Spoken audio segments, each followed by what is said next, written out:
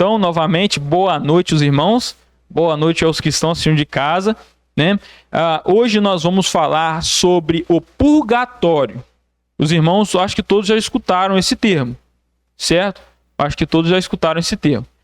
Purgatório é uma doutrina que é escatológica. É uma escatologia individual. Escatologia geral é quando a gente fala do futuro de forma geral. A gente fala de uma segunda vinda, fala de um arrebatamento, fala de um milênio, fala de uma eternidade. Isso é escatologia geral. Escatologia individual é o que acontece com o indivíduo após a morte. Por exemplo, a dona Naí. O que pode se acontecer com a dona Naí após a morte? Quando a gente vai tratar deste assunto, é uma escatologia individual. Então, o purgatório, ele se encaixa no pós-morte. Purgatório é um estágio onde a pessoa purga os pecados que estão precisando ser purgados para entrar, então, no céu. Certo? Então, a gente vai entender e ver se o purgatório ele tem base bíblica, se o purgatório ele contradiz a Bíblia ou não. E assim a gente vai entender e aprimorar o nosso conhecimento acerca dessa expiação feita pelo nosso Senhor Jesus Cristo na cruz. O real valor e o sentido desse sacrifício que salvou a cada um de nós. Então vamos lá, o que é o purgatório? Já deu uma introdução, né? Esse é o tema. Apaga a luz aí para nós, Mel. Esse é o título do vídeo, certo? Aqui embaixo eu utilizei aqui, né, uma imagem que é uma imagem antiga, medieval quase, ilustrando ali o purgatório, mais ou menos. Pessoas sofrendo e ali anjos resgatando, tirando pessoas ali do purgatório, porque esse anjo ali, pessoas vivas intercederam por pessoas que estavam lá, então são retiradas mais cedo do purgatório, enfim. É uma imagem bem interessante. Próximo slide, objetivos do estudo. Esses objetivos desses estudos que nós estamos fazendo, ele é fazer uma análise bíblica. A gente quer fazer uma análise bíblica. Quer pegar a doutrina, por exemplo, está aqui na minha mão, a doutrina. Pegar a doutrina, passar ela pela Bíblia e analisar para ver se isso bate ou não. Essa é nossa intenção é essa. A apologética bíblica, a defesa da fé, da doutrina bíblica, ela é mais ou menos a gente medir, regrar as coisas, tomar padrões através da palavra de Deus. Vou usar um exemplo muito simples. Por exemplo, meu tio Valmir. Quando está lá fabricando um bloco de tijolo, Valmir, está fabricando um bloco. Você tem que saber a medida do bloco. Ele não pode nem passar e nem diminuir. Então, o que se utiliza? Poderia se utilizar para medir aquele bloco? Uma régua, certo? Se a gente está medindo uma corda, se a gente está medindo uma parede, a gente usa uma régua. E com essa régua, eu vou tirar a medida exata. A palavra de Deus, nós não podemos ir nem além e nem a quem, nem acrescentar e nem remover. Então, o que é nossa régua para medir as heresias e as doutrinas? A Bíblia, certo? A Bíblia, a gente vai medir, então, essas coisas que vamos apresentar aqui. Então, os objetivos é fazer uma análise bíblica, passar esse conhecimento para vocês, para uma possível e futura pergunta direcionada a vocês sobre o assunto, vocês terem fundamento, pelo menos por já terem escutado eu falar disso, no mínimo, e poder dar uma resposta, então, no mínimo, que não seja errada. Porque é isso que a gente vê muitas vezes nos meios, a gente vê pessoas atacando, pessoas afirmando coisas que não foram ditas, que não foram feitas. Isso são acusações, espantalhos. Então, eu passar o conhecimento para vocês. E uma aplicação prática. Né? Depois vamos fazer uma aplicação prática. O que a gente pode levar daqui, sair dessa porta aqui, botar no bolso e levar para o nosso dia a dia? Uma aplicação prática. Então, esses são os objetivos do nosso estudo. Uma coisa também que é muito interessante, que é apologética bíblica. Ela não é, presta atenção, ela não é uma arma para ganhar debates. Não é. Na apologética, a gente aprende doutrinas estranhas. Defender a Bíblia dessas doutrinas, colocar escudos na frente desse conhecimento que vem, mas muitos erroneamente pegam esse conhecimento para ganhar discussões, debates, seja eles teológicos, seja filosóficos, até com ateus. Essa não é a intenção. O conhecimento que vem do alto, ele tem que ser com sabedoria, ele tem que promover a paz e não guerra. Promover a edificação do outro e não deixar o outro irritado ou irado. Muitas vezes a gente vê isso na internet, pessoas debatendo, quase batendo no outro por causa de algum texto, alguma passagem, alguma doutrina. A apologética não serve para isso. A apologética serve para a gente saber demonstrar a nossa fé, defender a palavra de Deus com muita elegância, submissão ao Senhor, temor, reverência, respeito, né, humildade, né, para com o outro, com a intenção é levar a pessoa a Cristo. Essa é a intenção da apologética. Certo? Então vamos para o próximo slide. Aqui eu botei uma imagem, uma ilustração medieval, só para vocês terem aí uma visualização mais ou menos do que seria ali o purgatório. Está um pouco de longe, mas mais ou menos dá para a gente ver aqui uma coisa como muitas pessoas aqui pegando fogo, certo? Descendo aqui alguns anjos, tá vendo aqui? Alguns anjos tirando algumas pessoas desse sofrimento dali, daquele fogo, né? Aí aqui a gente vai vendo, tá vendo? Os anjos aqui carregando aqui algumas pessoas, né? Isso aí é uma ilustração, né? Uma ilustração tirada de um livro chamado Richard, não sei ler aquele negócio ali, Richard Hell Duke de Berry, né? É uma ilustração medieval lá de 1400 mais ou menos. Né?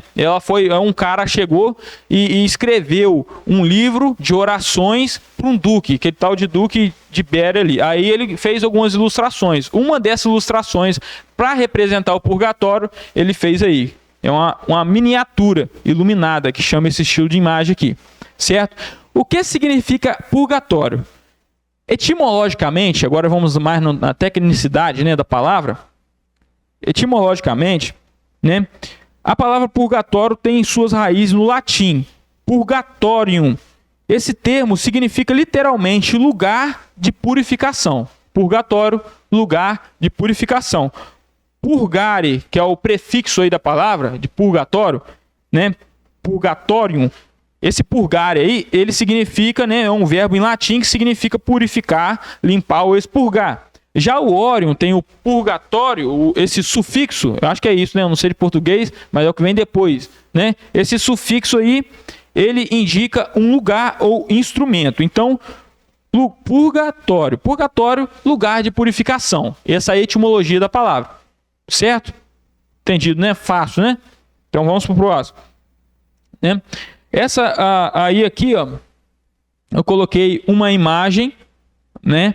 Essa imagem aqui que eu botei, está aqui, ó, artigo 12. Quem sabe desse conteúdo vai saber o que é. Isso aí foi retirado de um conjunto de regras oficial da igreja que crê no purgatório. E ali ele descreve, mais ou menos lá no parágrafo 1030, ele fala um pouquinho sobre isso. Do 1030 a 1032, depois quem quiser pesquisar fontes para saber que a gente não está inventando coisa aqui, olha o que eles dizem, o que é o purgatório. Fala assim, ó, os que morreram na graça e na amizade de Deus, então olha aqui, o que eles afirmam, eles quem? Os que defendem o purgatório, afirma que os que morreram na graça e na amizade de Deus, mas não de todo purificados, embora seguros da sua salvação eterna, aqui é bom a gente explicar, abrir um parênteses, que os que defendem essa doutrina, eles afirmam que todos que vão para o purgatório já saem de lá e vão para o céu. Eles não é um negócio que é depois da vida, a pessoa morre, ela chega no purgatório e depois ela pode ir para o céu, para o inferno. Não. Os que afirmam essa doutrina, não nós, deixar importante, a gente não acredita no purgatório, tá? A gente está explicando só, certo? Os que acreditam nisso falam assim, não, a pessoa ela vai para o purgatório, é uma antessala do céu e quando acaba ali o período dela, ela entra para o céu, certo? É mais ou menos assim, continuando a explicação. Embora seguros da sua salvação eterna, sofrem, depois da morte, uma purificação a fim de obterem a santidade necessária para entrar na alegria do céu. Compreenderam?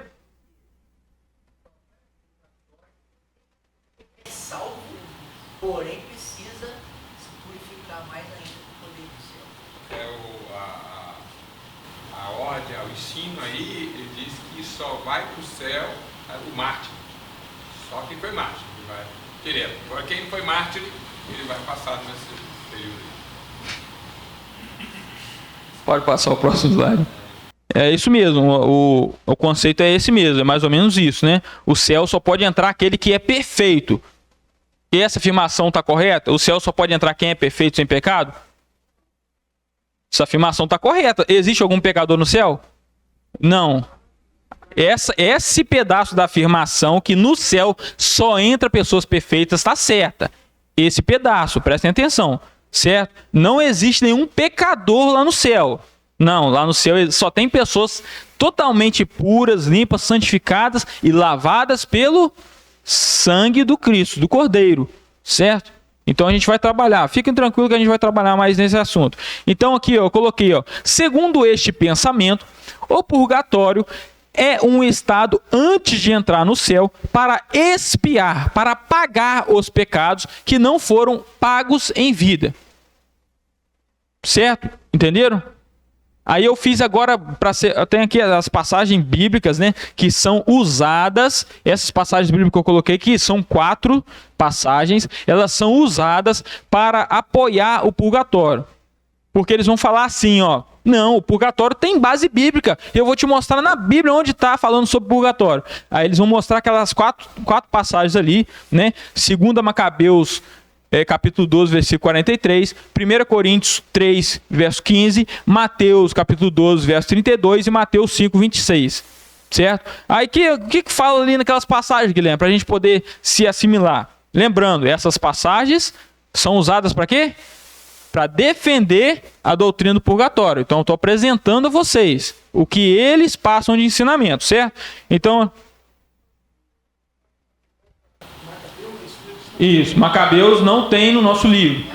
Macabeus para nós é considerado um livro apócrifo, sem inspiração divina, e está no Antigo Testamento da Bíblia deles, certo? Eu estou falando deles, mas todos sabem de quem eu estou falando, certo?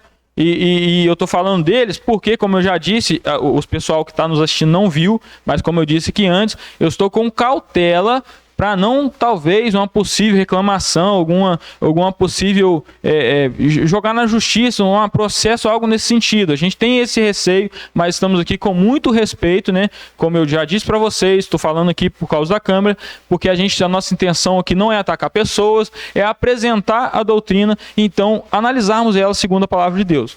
Certo? Essa é a nossa intenção. Não é desmerecer, não é falar que as pessoas de outras denominações ou dessa denominação específica são pessoas incapacitadas, iletradas, pessoas ignorantes. Não é essa a intenção. Certo? Não estamos atacando pessoas, estamos falando, refutando doutrina. Correto? Certo? Então vamos continuar. Guilherme, o que está falando ali naquelas passagens? Só para dar uma resumida. Lá em Macabeus, né, lá narra a história de Judas Macabeus, né, não vou falar da história, mas é mais ou menos, a passagem está escrita assim, Em seguida, lá no versículo 43 de Judas Macabeus, vocês não têm aí, tá, irmão? Não adianta procurar, né? Se você estiver procurando na sua Bíblia, não vai encontrar aí, certo? Em 2 Macabeus, capítulo 12, né, vai falar assim, em seguida, fez uma coleta, enviando a Jerusalém cerca de 10.000 dracmas para que se oferecesse um sacrifício pelos pecados, belo e santo, modo de agir, decorrente da sua crença na ressurreição. Porque se ele não julgasse que os mortos ressuscitariam, teria sido em vão e supérfluo rezar por eles. Então aqui está falando de rezar por mortos, né? E Judas Macabeus ele levanta uma oferta para fazer um pagamento pela expiação, né? Um pagamento pelos pecados desses que já estariam mortos. Para esses que estavam mortos no purgatório, sair de lá mais rápido. Aqui não cita a passagem do purgatório, né? Na Bíblia nenhuma, nem com esses acréscimos, não existe a palavra purgatório, né? E purgatório ele vem surgir muito tempo depois. Ele foi sistematizado, assumido oficialmente, lá em mais ou menos em 1400, depois de Cristo, né? É um pouco tardio, né? Embora eles afirmam, né? E realmente tem pessoas que viram o purgatório em visões, né? E também outras pessoas que já acreditavam no purgatório.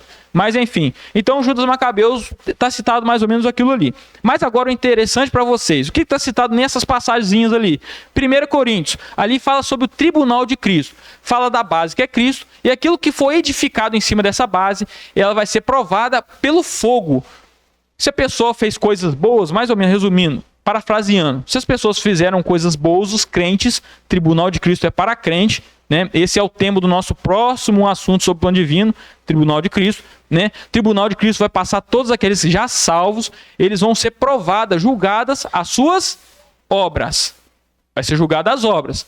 Aí fala que o que for ouro, prata, né, pedras preciosas, vai prevalecer. E o que for palha, feno ou madeira vai se queimar. E esse que se queimar não vai receber o galardão, mas vai ser salvo. Todavia, como que pelo fogo. Então, a passagem que eles afirmam, falando do purgatório, é essa. Ah, tá vendo? Foi salvo pelo... Então, foi purgatório. Então, essa é uma das passagens. Olha só, irmão, estou apresentando as passagens para vocês. Tribunal de Cristo. Isso. Não tem a ver, mas eu estou apresentando, tá vendo que eu estou apresentando o que eles usam para confirmar o purgatório? Eu estou apresentando isso, biblicamente. O próximo ali em Mateus 12:32, ele vai falar assim, ó, ele está lá naquela situação, o contexto ali, quando Jesus ele expulsa demônios, os fariseus atribuem aquela realização, né? Os fariseus que estão vendo Jesus fazendo os milagres.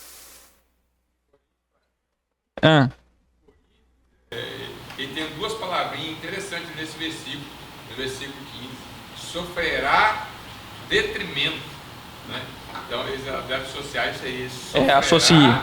Tem essa associação. Mas o tal será salvo como pelo fogo. Tá vendo aí? Tipo assim, encaixa perfeitamente. O cara vai sofrer detrimento e isso já é no pós-morte e vai ser salvo ainda como que pelo fogo. Então, junta-se nesse contexto e usa essa passagem para afirmar a doutrina do purgatório. Mas, lembrando, nós não afirmamos isso, tá bom? Tem que deixar muito claro para ninguém ter essa confusão, certo?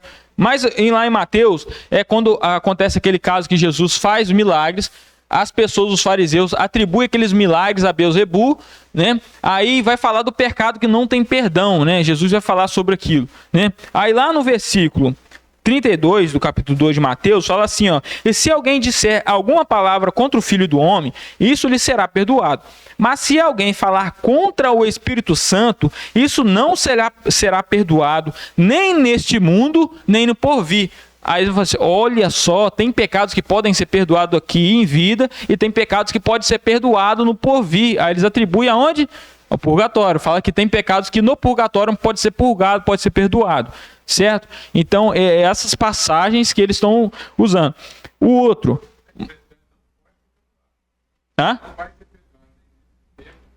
Então, mas aí, se não pode ser perdoado, por que ele usa nem neste tempo, nem no futuro? Então, dá a entender que tem pecados que não pode ser purgado aqui, mas pode ser purgado no futuro. E aonde que esse futuro vai ser purgado? No purgatório, entendeu? Então, você está vendo a associação que fazem?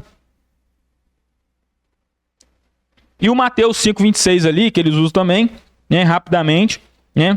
Aqui está falando de uma parábola, né, aquela parábola que antes de deixar a sua oferta no altar, vai e reconcilia com seu irmão. Vocês lembram dessa palavra, né? Eu não vou ler para a gente poupar tempo.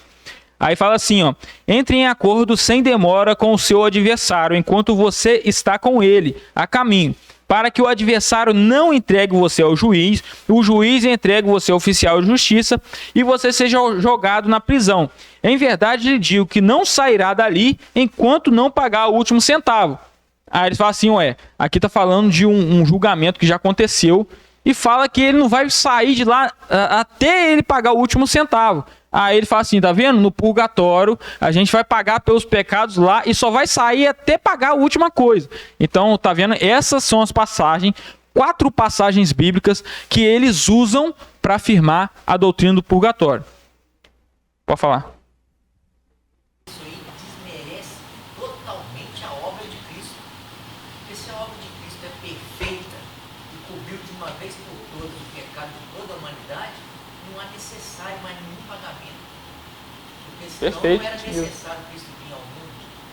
Se você vai ter condição de purgar os seus pecados futuramente. Excelente. E esse é um dos motivos do porquê nós não acreditamos no purgatório, porque desmerece o sacrifício de Cristo. Pode falar, A velho. mesma coisa de um umbral também, é a mesma coisa. Também desmerece o sacrifício. O quê? Umbral. Umbral? Os espíritos acreditam. E aí eu não cheguei nessa parte, não. Eu não cheguei nesse nível, não. Mas é parecido com. Mais ou menos parecido, né? Só É. que a diferença é que as pessoas se purificam para voltar para a terra. A gente vai ver que muitas denominações, a não ser a cristã verdadeira, que afirmem ou meios de salvação fora de Cristo. Em que sentido? Pessoas se esforçando para expurgar, para pagar os próprios pecados, sem a necessidade de Cristo. Né? Aí tem o espiritismo, que em vez de ter um purgatório, acredita que a pessoa vai reencarnando para ir sofrendo e pagando ali aqueles pecados. Né? Umbral, aí eu já não sei. Isso aí, aí você tem que fazer um estudo apologética do espiritismo. Você é um cara conhecedor. Mas enfim, irmão, vocês conseguiram entender? Ficou bem explicado o que é o purgatório. Aí eles vão falar assim, não, o purgatório tem base bíblica. Apresentei para vocês ali os versículos. São 4, são só esses 4 que são usados, certo? E vocês já pegaram a visão, mais ou menos, de que é o purgatório, certo?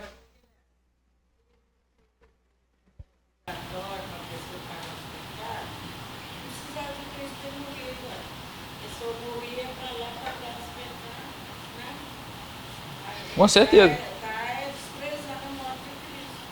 Isso. Então, mas aí, acho que essas pessoas que vão falar sobre o purgatório, elas também vão ter uma visão diferente da salvação aqui pra gente vivo ainda. Eu vou explicar nessa parte agora, né? A visão deles sobre isso é diferente, não é igual ao nosso, certo? Agora eu vou mostrar para vocês aqui, ó, segundo a interpretação do purgatório, né?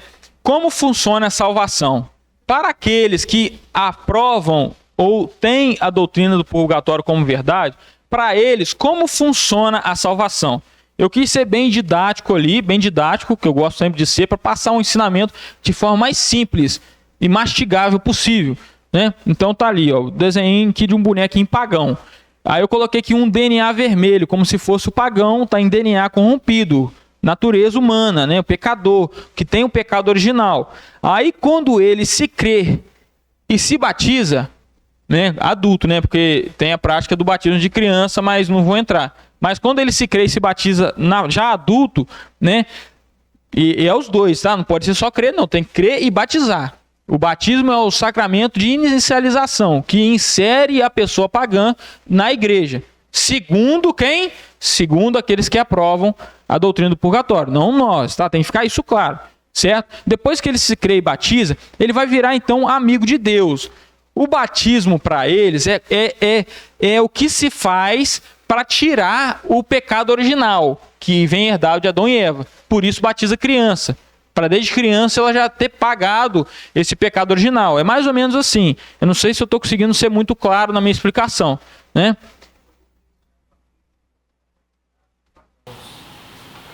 Isso mesmo. Quem tem padrinho, Não morre pagão. não morre papel. Isso aí não conheço também não. É um ditado popular, viu? Pois então é mais ou menos isso. Ó, o cara tá pagão na carne, homem natural, ele crê e se batiza, então ele vai virar amigo de Deus. Eu tinha até colocado a passagem que fala claramente sobre isso em um documento oficial, mas removi, né, por aquele esquema que eu falei para vocês, certo? Então, depois disso, ele tá apto a ser salvo. Aí ele vai ser direcionado aos meios de salvação. Isso está escrito muito claro lá, né? Nessa, eu já expliquei. Nesse documento oficial que você já conhece, né, que tem a sigla SIC, né, não vou, né? Então, aí tem escrito lá, o meio de salvação é mais ou menos assim. Tem a penitência, que é você ir lá confessar os seus pecados para o superior, né, a penitência. A caridade, né, são os meios de salvação, meio que você vai ajuntando tesouros para ser salvo. certo? Então a pessoa creu e batizou, ela deixou de ser pagão. Agora ela precisa juntando tesouro ali para ser salvo. Então quais são esses meios? A penitência, confessar os pecados, caridade, né? A perseverança, estar firme, né? E tem uma passagem lá ainda que eu ia colocar que fala claramente assim, ó, mesmo você fazendo isso tudo, tá claramente assim, nós não garantimos, como é que é? Não damos garantia se a pessoa não perseverar, mesmo crente, se ela seja salva. Está escrito muito claro lá assim, certo? Né? Aí tem aqui, ó, se tornar sem pecado. Para você entrar no céu, você tem que estar sem pecado nenhum.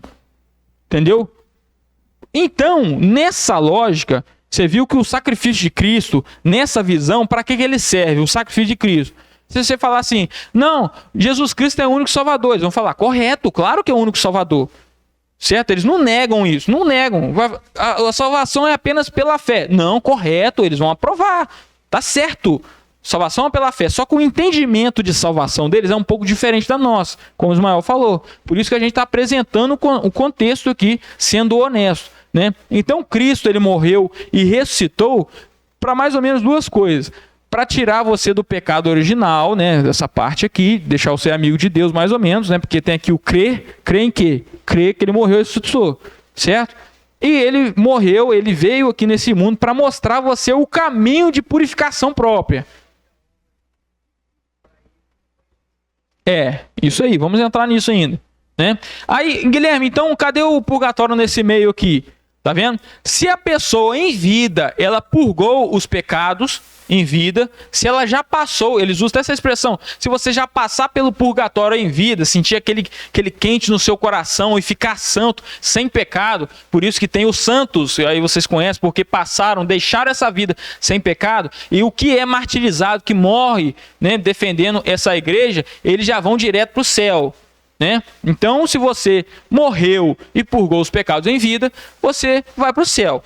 Ah, Guilherme, se você fez isso tudo, creu, batizou, participou de todos os sacramentos, né, que são 7, não vou entrar em detalhes, você viveu o tempo todo perseverando e você tem alguns pecadinhos, aqueles pecados que podem ser pagados, né, os veniais, que podem ser pagados no pós-morte, você não vai direto para o céu, você vai passar por onde? Pelo purgatório, certo? Então tá aqui, a pessoa creu, batizou, fez isso tudo aqui, chegou no final da vida, morreu. Aí a pessoa não pagou os pecados em vida, ele tem que pagar os pecados aqui no purgatório, no pós-morte. E depois que ele tiver passado 1 ano, 2 anos, 1000 anos no purgatório, queimando, pegando fogo, ele vai então sair do purgatório para entrar no céu. Então aqui do purgatório não tem saída para o inferno, segundo a doutrina deles, certo? Eu estou afirmando isso para vocês não pensar que nós acreditamos assim. Tem que ser bem claro, né? Então está muito claro ali no esqueminha como é que funciona mais ou menos a função, o papel do purgatório. Alguém tem mais alguma dúvida a respeito do purgatório? Pode perguntar, meu irmão. A minha pergunta é mais ou menos entendendo o que o irmão está explicando aí. Mas muitas das vezes pode levar a pessoa a errar. Por quê? Se lá no purgatório ele vai sofrer detrimento lá, e dali ele vai ter caminho para ir para o céu, um salvo, então por que ele vai levar uma vida sendo um crente em Cristo, sendo que ele pode beber, dançar, pode fazer o que quiser, depois, na hora de morrer, ele vai para o purgatório e dali ele fica ali uns tempos e sai dali, vai para o céu. Isso. E eu também que levo uma vida inteira andando nos caminhos do Senhor, aí eu vou ter o mesmo direito, ele vai ter o mesmo meu direito. Então aí, se eu tiver errado, você vê aí o que você pode fazer. Ele vai purgar mais tempo. Né? Aí eu Por mais tempo. naquele jogo. Ou eu vou ou não vou. Aí eles vão... Nessa lógica que você falou, né? O purgatório não é uma coisa ruim na visão deles, é uma coisa boa. Eles até falam, o purgatório é a misericórdia de Deus, porque a lógica que eles fazem é essa. Se não tivesse purgatório, só ia poder entrar no céu quem pagou todos os pecados em vida, quem foi perfeito em vida. E como nós não somos perfeitos, nós precisamos purgar o pecado em algum lugar. Então, os pecados vão ser pagos, olha só a expressão, os pecados vão ser pagos, segundo essa lógica, no purgatório. Então, eles falam o quê? O purgatório é uma misericórdia de Deus, o purgatório é algo bom, certo? Aí vai ter aquele negócio da intercessão dos vivos pelos que já morreram, né? Aquelas reuniões para fazer a pessoa acelerar o processo no purgatório. Porque eles também dizem que um dia no purgatório, qualquer segundo, o mais fraco, o menos pecador, que tem menos a pagar que passar por ali, vai sofrer uma dor maior do que Cristo na cruz. Então eles falam que realmente é uma dor absurda, muito grande, né, para você purgar, para você pagar, você mesmo pagar aqueles pecados. Então é essa a explicação. Então, por mais que o irmão fez a lógica ali de uma pessoa, vou viver uma vida tranquila, depois eu passo pelo purgatório e entro no céu. Eles não pregam dessa forma, eles pregam, você faça o bem sim, faça a caridade, porque se precisar passar no purgatório, passa rapidinho, não dá nem tempo de chamuscar. Entendeu? Então é mais ou menos assim a ilustração. Ficou certo, meu irmão? Ficou certo? Agora vamos lá. Meu irmão, a gente não defende isso aqui não. Tá certo? Tem que ser claro. Para quem está escutando, nós não defendemos a doutrina do purgatório. Certo? Pode falar. Sim. Não pode deixar o ensino muito bom, muito certo, tal. Agora não pode deixar a pessoa em dúvida, porque olha, eu até aos meus 50 e poucos anos, olha só, eu vivi lá da outra vida na lama, como se diz o ditado, na lama. Uhum. Então eu vim crer na obra de Cristo na cruz do Calvário.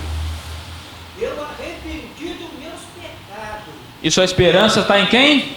A minha esperança está Em Cristo. Isso aí, é a nossa esperança.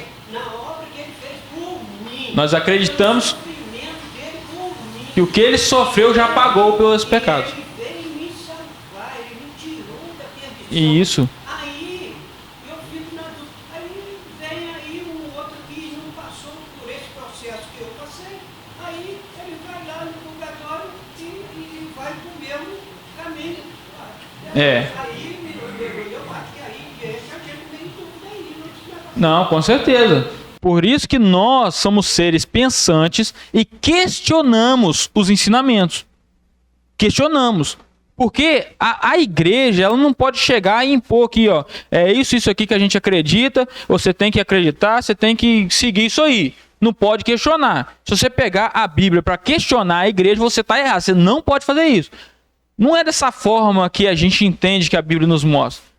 Nós entendemos que é incentivo dos apóstolos de Deus que a gente estude a Bíblia e com ela a gente regre as coisas. A igreja não impõe o ensinamento e você tem que engolir de goela abaixo. A gente é pensador, somos seres racionais, temos a mente de Cristo, temos a ajuda de Deus para conseguir interpretar. São todos que interpretam corretamente? Não são todos. Por isso que tem esse monte de heresia e de coisas aí. Isso. Então eu convido a você que está nos escutando, principalmente, se você tem ainda esse pensamento, achando que o purgatório é uma realidade, questione, corra atrás, leia a palavra de Deus, todas aquelas passagens que falam sobre o sacrifício maravilhoso do nosso Senhor, e pensa, e raciocina, vê se tem algum tipo de fundamento para isso. O contexto, com certeza. Você passou os textos, eles pegam aquele versículo isolado e querem Isso. fazer. Por isso que a gente tem a segunda parte desse estudo que a gente vai para agora. Agora a gente vai começar, o irmão Nelson, a defender o porquê nós cremos nesse Salvador e porquê nós temos esperança nele, como o senhor falou. A esperança nele, que ele pagou pelos nossos pecados. E que acreditando nele, pela fé, somos justificados. então podemos entrar no céu, não porque pagamos, não porque nós mesmos tiramos todos os pecados, mas porque Ele nos lavou, nos purificou, nos remiu, e agora nós podemos alcançar o céu. Agora nós temos essa parte. Então vamos lá, ó. Onde está fundamentado então o purgatório? Na tradição da igreja, dessa igreja, na tradição, né? Está fundamentado também essa doutrina do purgatório nas visões de pessoas místicas que viram coisas, tiveram revelações individuais, certo? E também é fundamentado em passagens bíblicas. Então você pode ver que essa doutrina do purgatório, ela não tem só a Bíblia como fundamento, não tem só a Bíblia, porque seria impossível aprovar isso somente com a Bíblia. Então por isso que eles têm essas outras duas coisas aqui para afirmar a existência do purgatório. Certo? Então, como é que a gente resolve a questão da tradição? A tradição é muito simples. Pessoas, seres humanos, criam tradições e essas tradições podem contradizer a palavra de Deus.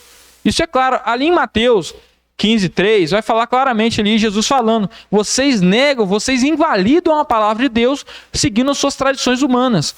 Né? Ali em um contexto com os fariseus, né, que era um grupo de pessoas que pegavam as escrituras do Antigo Testamento, criaram tradições em cima daquilo e negavam a própria palavra de Deus. E então tradição não tem como basear a nossa crença, não tem como a gente basear a nossa crença em tradições, não tem como, porque o ser humano, ele é falho, por isso que a gente não crê em tradição. Se você está falando assim, eu sou da casa de oração, faço isso e aquilo, porque é tradição dos antigos, negativo, tem que ser porque está na Bíblia, não porque foi passado por tradição, certo?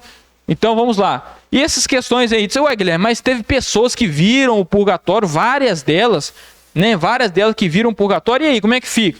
A Bíblia também é a palavra de Deus, a nossa régua, ela fala uma coisa muito interessante ali em 1 João 4:1. Porque a gente não pode duvidar se aquela pessoa teve realmente uma visão ou não. Às vezes ela até teve, mas qual a procedência? Vamos lá, ó, João capítulo 4, versículo 1. Pode colocar, Ismael.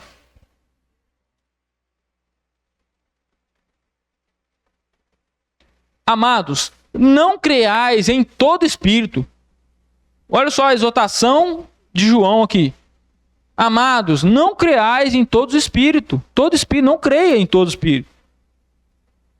Mas provai se os espíritos são de Deus, porque já muitos falsos profetas, olha só, olha o que João levanta. Existem sim visões reais, pessoas enxergando coisas reais, mas procedem de Deus? Podem proceder de seres malignos, porque eles também têm essa capacidade de se transfigurar, de se desfazer, de vir com terno e gravata, não com rabinho e tridente. Eles têm esse poder. Então eles podem sim botar visões em pessoas, e essas pessoas, sem questionar essas visões, acreditam e saem abrindo a boca e falando aquilo. Certo? Então a Bíblia abre a possibilidade para esse engano, e ele nos aconselha, mas provai se os espíritos são de Deus, porque já muitos falsos profetas se têm levantado no mundo. Não são só esses místicos que tiveram visões. Ellen White teve muitas visões, viu até Enoque lá em Saturno, é mais ou menos isso?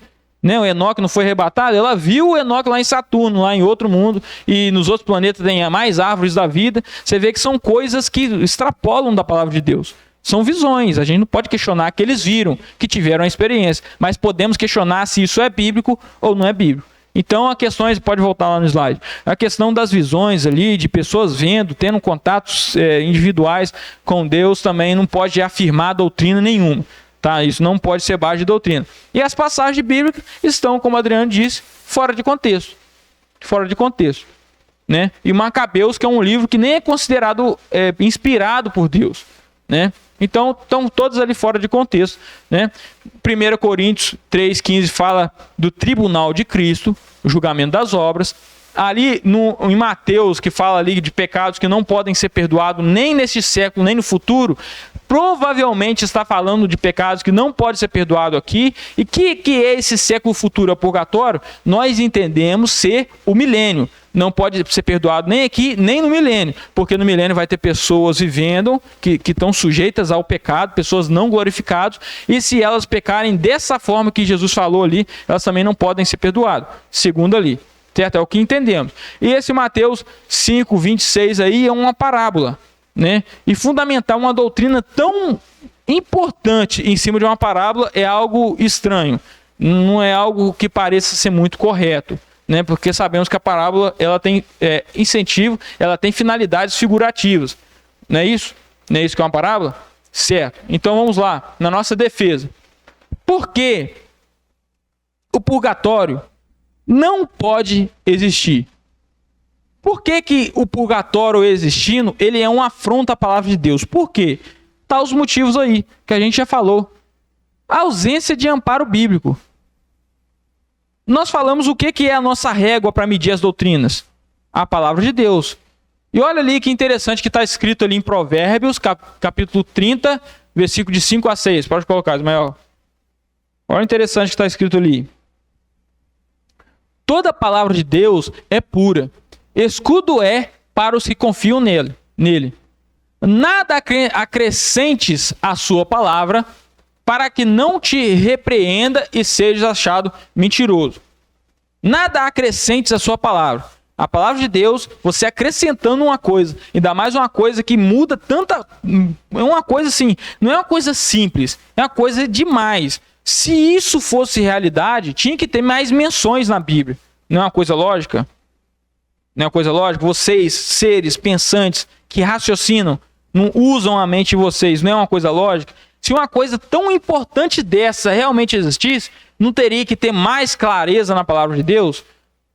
Porque quando a gente vai para a Bíblia e fala, por exemplo, de Rico e Lázaro, nós não vemos ali uma citação de um lugar intermediário de purificação.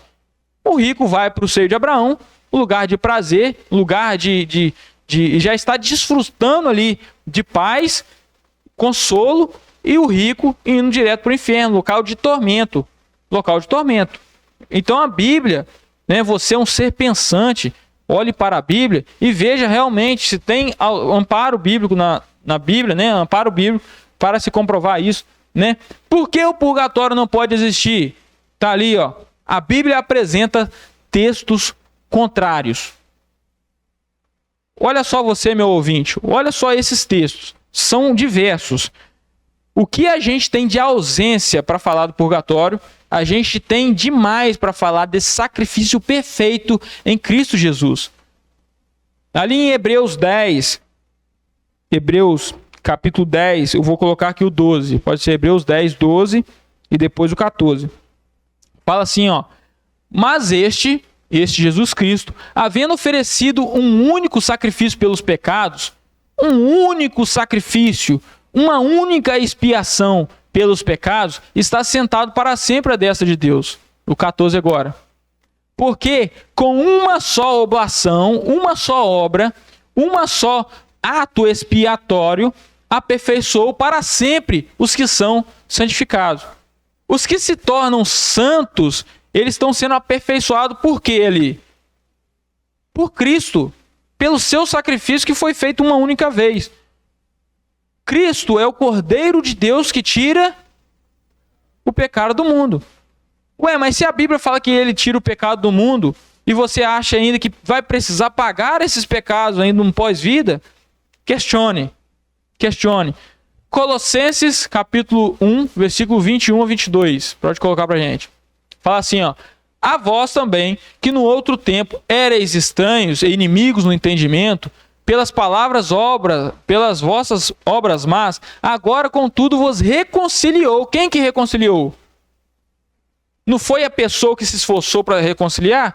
Não, foi o Senhor Jesus, por esse sacrifício maravilhoso, perfeito, grandioso, único, suficiente, né? Olha o outro.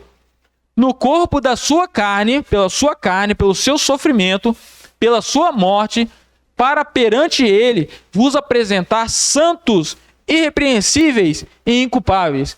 E eu pergunto a vocês, segundo esse versículo, quem que vai nos apresentar santos, irrepreensíveis e inculpáveis para entrar no céu? É o purgatório? É o Senhor Jesus. Isso é que a palavra de Deus nos ensina. O Senhor Jesus, ele vai nos apresentar santos, irrepreensíveis e inculpáveis. Se você tem ainda a esperança que você vai conseguir pagar os seus pecados aqui nesse mundo ou no outro mundo, nesse purgatório, Você não está colocando a sua esperança naquele que está escrito claramente em diversas passagens, que morreu no seu lugar. Morreu para você não precisar pagar esses pecados. Aí você pode entender, Guilherme, você está falando então que ele pagou por tudo, né? Então eu vou pecar para que essa graça dele abunde mais sobre mim. Esse não é um pensamento que a Bíblia nos apresenta. A Bíblia fala que pessoas são salvas, justificadas pela fé exclusivamente, e as obras, elas vêm acompanhando. As obras, elas materializam essa fé que você creu. Certo? Aí Tiago vai usar até Raabe, né? Aquela prostituta. Se Raabe tivesse só crido no seu coração e pela fé, beleza, agora eu já aceitei Jesus, estou salva. E não tivesse feito nenhuma obra, ela teria sido morta com Jericó, com tudo. Ela creu e depois ela fez uma obra, ela ajudou os espias, não foi isso? Então as obras, ela acompanha a salvação. As obras, ela não é para a salvação. As boas obras, o que fazíamos de bem, não é para pagar os nossos pecados. Mas é porque já foi pago, é resultado dessa obra, dessa graça salvadora. O novo nascimento vai nos proporcionar uma nova vida. É morrer. O Evangelho nos convida a morrer. E nascer de novo. Guilherme, nessa passagem que eu falando aí, a gente vê que mesmo que ela não fizesse obra, nada, nós não fizemos nada, ia ser salvo. A passagem da cruz é bem clara.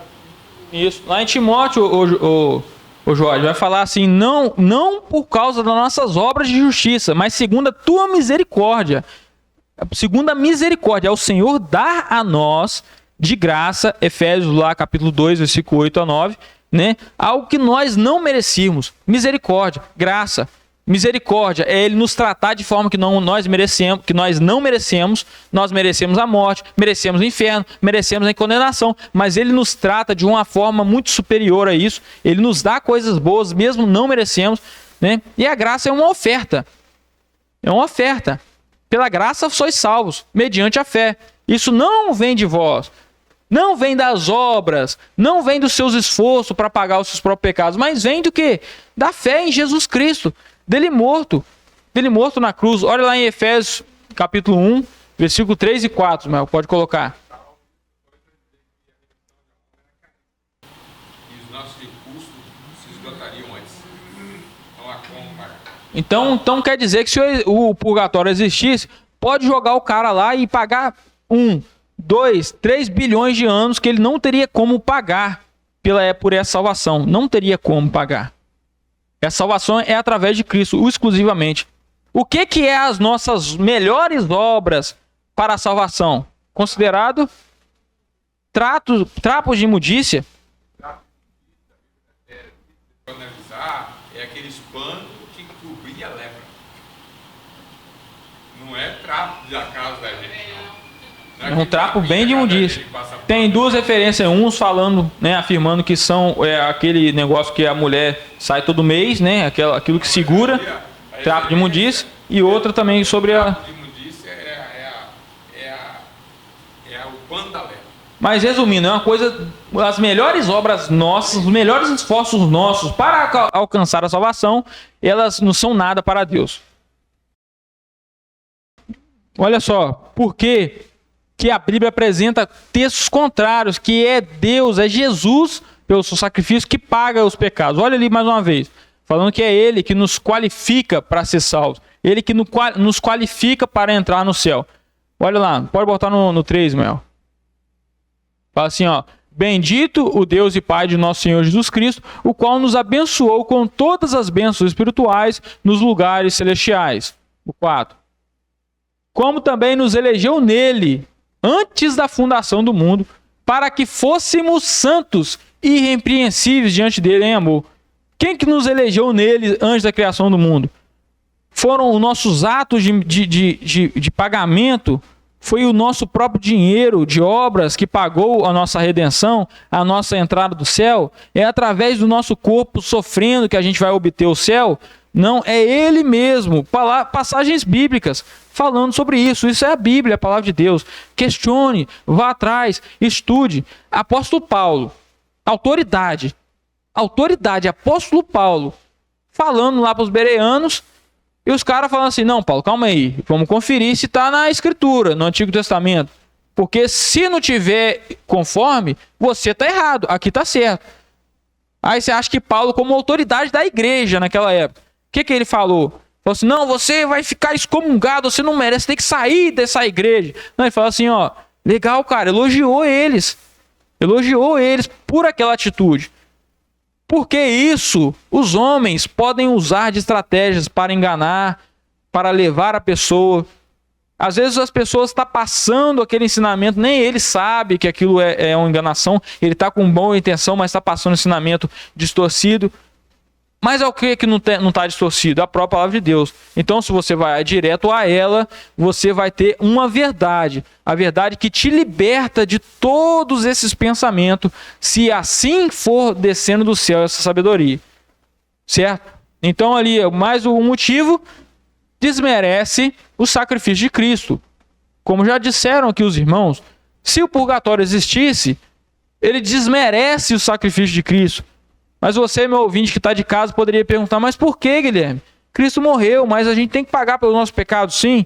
Né? Tem uma analogia, presta atenção, meu irmão, a gente já vai encerrar. Tem uma analogia que eu escutei um freio utilizando essa analogia, é mais ou menos assim para explicar. Se você vai na minha casa, quebra a minha televisão e você me pede perdão, eu posso perdoar você, ó, você está perdoado. Mas a televisão não foi paga. Então é mais ou menos assim, Cristo perdoa, mas você tem que pagar aquele prejuízo. Essa é a analogia que é usada, estão percebendo? Então é mais ou menos assim, Cristo te perdoou sim, é só por ele sim, mas você tem que agora pagar esse prejuízo. Essa televisão você tem que tirar do seu bolso, alguém tem que pagar ela, certo? Então você tem que pagar, você tem que expiar. Isso mais ou menos significa expiar. Né? É isso que era a função daqueles animais que eram sacrificados. A pessoa pecava e ela levava um sacrifício, uma expiação. Só que Jesus é esse sacrifício perfeito. Só que nesse entendimento, o sacrifício não é Jesus, o sacrifício é você mesmo. Entendeu? Então por isso que você tem que purgar esses pecados, ou em vida ou em morte, ou após a morte. Então é essa analogia usada. Certo? Mas para nós é mais ou menos assim. Nós vamos lá, quebramos a televisão de Jesus, destruímos a casa, matamos até ele. Mas ele não apenas perdoou, mas ele sofreu, ele pagou com o seu próprio sangue. Não com ouro nem com prata. Pagou, ele pagou. Ele pagou a televisão, pagou a casa, pagou tudo. Ele mesmo, não nós. Nós não tínhamos nada para ser salvo, ou para ajudar, ou para acrescentar nessa salvação. Essa é a salvação apresentada pela palavra de Deus. Né? Vamos ler ali só Romanos 5, 8. Preciso colocar não, Ismael, vou ler aqui rapidamente. Né? Fala assim, ó, mas Deus, vou ler o 8 a 9. Mas Deus prova o seu amor para conosco, em que Cristo morreu por nós, sendo nós ainda pecadores. Logo, muito mais agora, sendo justificado pelo seu sangue, seremos por ele salvos da ira. Nós nos tornamos justos não pelos nossos atos, não porque nós pagamos, mas porque ele morreu por nós. Por ele seremos justificados e salvos da ira. Por isso que nós colocamos a nossa esperança em Cristo. Por isso que eu hoje aqui, preste bem atenção, vocês que estão escutando. Eu tenho a esperança e certeza, confirmação, que se eu morrer agora, eu vou direto para o céu. Mas Guilherme, você é um imperfeito, eu conheço sua vida. É claro que eu sou imperfeito, mas é quem que me deixa irrepreensível? Quem que me deixa santo? Quem que me justifica? Não sou eu, é o sangue de Cristo. Essa é a minha esperança. Essa é a boa obra, é boas novas do Evangelho. Evangelho significa boa notícia. Boa notícia, certo? E se eu perguntasse para você, qual desses meios de salvação parece ser uma boa notícia? Será que é uma boa notícia? Não, eu cheguei aqui agora com uma boa notícia para você. Jorge, eu tenho uma boa notícia para você. Rapaz, crê, se batiza. Agora você pode, olha essa boa notícia, agora você vai seguir uma lista de coisas aqui, de regras humanas, de sacrifícios, para você talvez poder ir para o céu. E você, olha a boa notícia, Jorge, que eu tenho para você. Você pode pagar os seus pecados aqui neste mundo e depois, quando morrer, você pode continuar pagando os pecados para entrar no céu. Olha que boa notícia. Ou você prefere essa outra boa notícia, que você, pobre, morto em delitos pecados, no lamaçal do pecado, incapaz, insuficiente, você acredita numa cruz verdadeira, numa cruz onde um Deus que não tinha nada conosco, justo, desce do céu, se faz homem, é pisoteado, recebe um espinho em sua cabeça, sua sangue, ele é rejeitado pelo Senhor.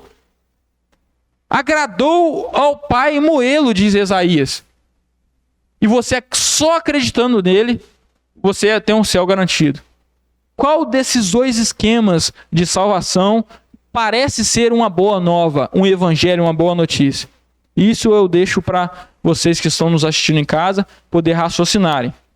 Meus irmãos, agora eu quero finalizar, para a gente poder ir e dizer: creia no Senhor Jesus Cristo. Creia no Senhor Jesus Cristo e será salvo tu e a tua casa. É o que Paulo diz para o carcereiro. Creia nele, coloque suas esperanças nele. Não coloque suas esperanças em purgatório, em você mesmo, mas nele, exclusivamente nele. Se agarre a ele e ele vai te mostrar um caminho mais excelente. Seja onde você estiver, a sua situação financeira, seja qualquer coisa, crendo nele, você é salvo. Amém?